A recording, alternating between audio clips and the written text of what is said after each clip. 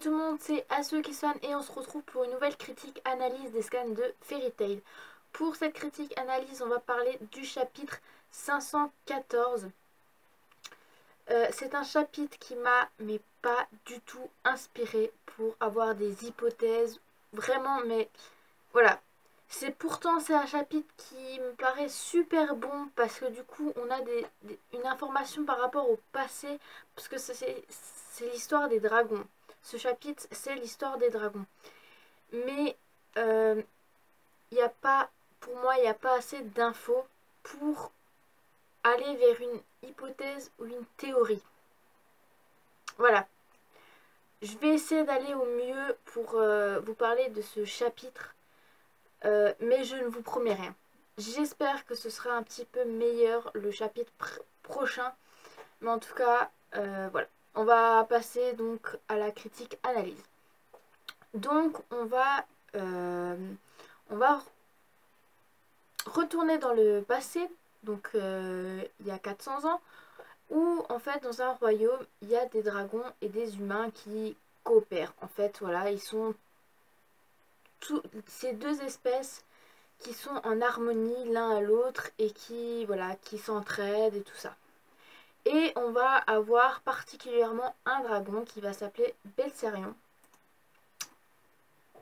Là, vous allez comprendre par la suite, qui revient qui revient de son voyage d'observation par rapport au dragon de l'Ouest, qui est complètement sous l'emprise de la méchanceté, qui dévore donc les dragons. Et ce dragon est, on va dire, plutôt protecteur par rapport à Eileen, donc la mère d'Erza. Et quand on va revoir Eileen, alors là par contre, c'est vraiment, mais vraiment choquant. C'est Eileen, je dirais que c'est Erza, franchement. Eileen dans le passé, c'est sa fille tout crachée, c'est Erza tout craché. Franchement, il y a juste une petite couette, enfin, ouais, une petite tresse d'un côté. Mais sinon, les cheveux, la façon, la tête, voilà, la coiffure, c'est Erza tout craché. Franchement, j'ai regardé ça, j'ai dit, c'est pas Eileen, c'est Erza, ça. Voilà. Donc, du coup, donc Belserion revient donc, de ce voyage par rapport au dragon de l'Ouest qui donc attaque et dévore les humains. Et Eileen, elle est complètement, on va pas dévastée, mais elle est un peu triste parce que elle n'a pas envie en fait que tout ce qu'ils ont construit ensemble, cette coopération entre humains et dragons en fait se casse. Voilà. Et donc Belserion ne va absolument pas que ça arrive, il va protéger les humains, ce qui est une bonne chose. Et du coup après on va passer donc à la guerre un peu plus tard, qui sera connue sous le nom de Festival du Roi du Dragon. Voilà. Mais à partir de là, Eileen, elle va raconter à Erza que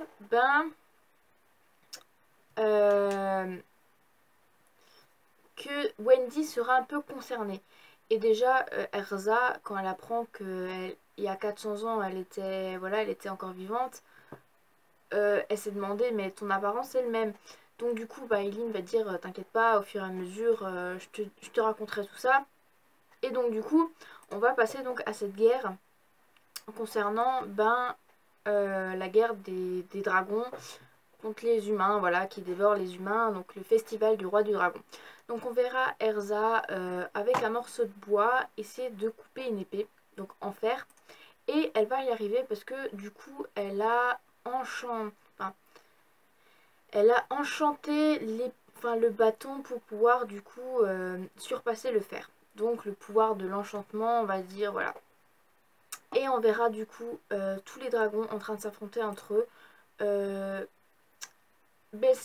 L'équipe de Belserion est complètement en dessous des autres. Ils se font complètement laminer. Mais du coup, il veut protéger absolument Eileen parce que voilà, Eileen a sauvé Belserion. et il lui en suit reconnaissant. Mais Eileen veut combattre à côté de Belserion. Elle veut rejoindre les rangs. Et Belserion me dit, enfin voilà, il dit que c'est complètement une bêtise parce que tes ennemis c'est pas des humains, c'est des dragons quoi, donc ils sont beaucoup plus puissants. Et Eileen a une idée en tête. Là c'est assez absolument la page elle est super, on a une information pas mal. Elle veut elle veut conférer le pouvoir d'un dragon à un humain, dont le pouvoir des Dragon Slayers. Et elle va le faire. Voilà. Donc Eileen est à l'origine des Dragon Slayers. C'est pour ça que Wendy a été concernée par cette conversation. Donc c'est Eileen qui a inventé la magie des Dragon Slayers. Et c'est la mère de tous les Dragon Slayers. Mais, oui parce qu'il y a un mais, il y a certaines personnes qui ne supportent pas la magie. Et on verra ça après parce que avant de connaître donc la raison pour laquelle il y en a qui ne supportent pas, alors déjà là on va avoir une page mais fanservice de Natsu et Lucy. Franchement. Donc on voit donc tous les Dragon Slayer complètement à plat. Donc il y aura Rogue, il y aura Natsu, il y aura... non c'est Sting. Voilà, excusez-moi. Donc Rogue, Sting, même Natsu, oui Natsu aussi, Luxus et Cobra. Et là on verra une photo super fan service. On verra Natsu, donc couché. Alors déjà sur une sorte de paille je pense. Lucy sur lui, mais attention, ils sont à poil, hein. Voilà, ils sont clairement à poil. Et il y a Natsu aussi de côté qui est en train de pleurer. Non mais alors, cette page et cette photo m'a fait complètement rire. Lucy, elle est en train de rougir, elle est à poil sur Natsu et Natsu il est à poil aussi. Et bah du coup, bah Happy il est complètement triste, il veut du coup que Natsu ouvre les yeux. Par contre, ça m'a quand même touché énormément. Et après, on verra à nouveau dans les rêves de Natsu que bah, Wendy et Gaji vont dire à Natsu que du coup, celle qui a inventé la magie du Dragon Slayer, c'est juste du coup, bah, c'est Eileen. Mais Natsu il comprend pas, il est dans ses rêves, il est complètement... Voilà, on sait pas encore vraiment ce qu'il va devenir. Bon, je pense qu'il va quand même se réveiller. Ça, je pense. Voilà. Et du coup, ben, on apprend donc que Eileen est la mère de tous les Dragon Slayers. Et justement, on va voir qu'il y en a qui ne supportent pas cette magie, donc cette magie du dragon implantée dans le corps des humains. Donc il y en a qui vont mourir. Il y en a qui vont complètement avoir une folie meurtrière. Voilà. Et il y en a d'autres qui vont... avoir bah, du coup commencé à se transformer en dragon. Et ça sera le cas pour Eileen. On verra une belle page de Eileen en train, enfin avec une sorte d'écaille, enfin ouais une écaille de dragon poussée. Et c'est justement la dernière page. Et on verra aussi que à ce moment-là, et ben Erza était en train de grandir donc en Eileen. Donc moi personnellement, donc c'est à peu près le chapitre, c'est à peu près ça, je vous ai résumé en gros tout ça. Mais moi franchement j'ai pas beaucoup de théories. Alors par contre il y a une chose que, enfin il n'y a pas vraiment beaucoup d'hypothèses, mais il y a une chose que je peux vous assurer, c'est déjà que Natsu il va se réveiller, voilà, ça je suis sûre. Pour l'instant il est dans ses rêves mais il va se réveiller, sûr et certain, voilà. Et deuxièmement, par rapport justement aux 400 ans, comment ça se fait qu'Eileen, voilà, elle est présente et il y a 400 ans, c'est à l'époque où bah, Natsu, Gaji, Wendy, enfin vraiment les Dragon Slayer ont perdu leurs parents, on va dire, voilà, leurs parents dragons, donc ils sont, voilà.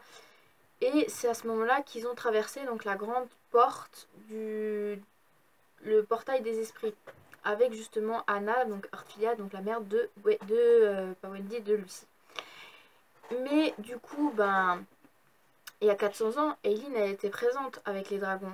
Et il y avait justement, Erza est en train de grandir en elle et peut-être qu'elle allait bientôt naître. Mais moi, je pense que Aileen a fait appel à Anna, donc la mère de Lucie, pour traverser le portail. Parce que du coup, Erza est quand même, voilà, vient de l'époque actuelle, on va dire ça comme ça. Je sais plus, ouais, 400 ans après, voilà. Et du coup, je pense que Aileen a fait appel du coup à Anna pour justement traverser cette porte vu que c'est une constellationniste. Après, je pense que dans le prochain chapitre, ça va être un petit peu plus intéressant parce qu'en effet, le prochain chapitre, donc le 515, va s'intituler Je suis toi, tu es moi. Et je pense que là, on va connaître vraiment le secret de la naissance de Erza. Je pense. Là, c'était vraiment un chapitre sur l'origine des dragons. Malheureusement, je ne sais pas s'il y en aura d'autres. Parce que c'est vrai que c'est un petit peu flou. Donc je ne sais pas vraiment s'il y en aura d'autres. Mais en tout cas, vraiment, les prochains chapitres, ça va se jouer par rapport à la naissance de Erza. Et on verra vraiment tous les, toutes les facettes par rapport à cette naissance. Et moi, à mon avis, je suis sûre que du coup, elle a traversé la porte pour justement faire naître du coup Erza et peut-être qu'après elle allait voilà, dans le camp d'Alvarez. Mais en tout cas, moi, c'est mon hypothèse. Donc du coup, comme dit, j'ai vraiment pas grand-chose à vous dire. Surtout, on ne sait pas encore qui est le père de Erza. Donc voilà. Euh, Et on voit dans le dernier chapitre que à ce moment, tu étais déjà en train de grandir dans mon utérus, Erza. Mais du coup, elle était déjà enceinte avant du coup d'implanter cette magie de dragon en elle. Moi, je pense que c'est ça. Donc pour l'instant, on ne sait pas qui est le père. Voilà. Moi, je pense toujours sur Acnologia. Roi des dragons, reine des dragons, Acnologia. En plus, je veux pas dire, mais Acnologia, je trouve qu'il a quand même une aire de ressemblance entre Aileen et Erza. Je ne sais pas vous, mais moi je trouve quand on regarde de plus près, j'ai l'impression que c'est la vérité. Donc voilà. Donc j'espère vraiment qu'il y aura beaucoup plus d'informations pour le prochain chapitre parce que c'est vrai que là j'ai vraiment pas grand chose à vous dévoiler, à vous transmettre comme hypothèse par rapport à ce chapitre. C'était vraiment peu.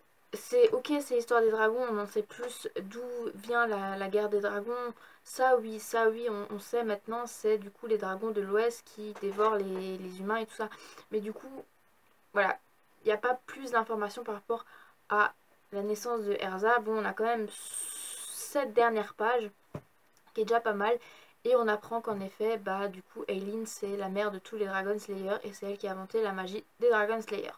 C'est déjà un bon point. Donc du coup cette vidéo elle va s'achever là.